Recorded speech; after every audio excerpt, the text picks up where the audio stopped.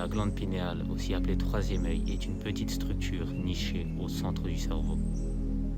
Et les civilisations anciennes comme les Égyptiens, les Mayas ou encore les Aztèques en parlaient déjà, mais comment savaient-ils qu'elle était liée à la perception et à la conscience?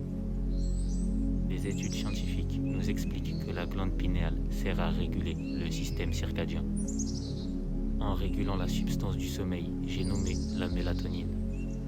Mais ce n'est pas tout. Ce troisième œil aurait des photorécepteurs, comme les yeux, capables de capter les lumières, donc les photons et les ondes magnétiques.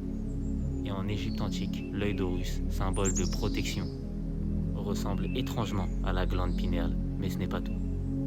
Si on superpose la suite de Fibonacci, ou le nombre d'or, à un cerveau humain, la glande pinéale se situe précisément à l'endroit exact de ce rapport parfait, ou autrement dit, à l'endroit du nombre d'or.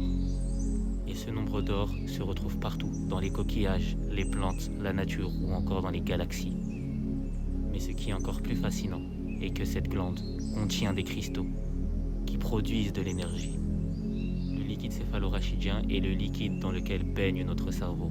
Et ce liquide coule le long de notre colonne vertébrale. Et bien quand ce liquide remonte le long de la colonne vertébrale, il exerce une pression sur la glande pinéale qui libère donc de la DMT, qui est une substance psychotrope extrêmement puissante et qui est illégale dans la plupart des pays. Mais notre cerveau en produit. Et comme écrit sur le site de l'OMS, la DMT peut provoquer des altérations de l'état de conscience intenses et très immersives, caractérisées par des visions vives et bizarres et le sentiment de visiter d'autres réalités. Faites votre recherche, mais c'est vraiment la description. Et par des pratiques comme la méditation ou la prière, il serait possible de stimuler cette glande, ouvrant ainsi une porte vers des états de conscience supérieurs. Tout l'univers n'est qu'énergie et interconnecté.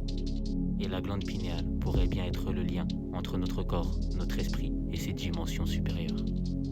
Si vous avez apprécié cette vidéo, n'hésitez pas à vous abonner, liker et aller dans ma bio. Il y a le Telegram et une chaîne YouTube qui va bientôt ouvrir.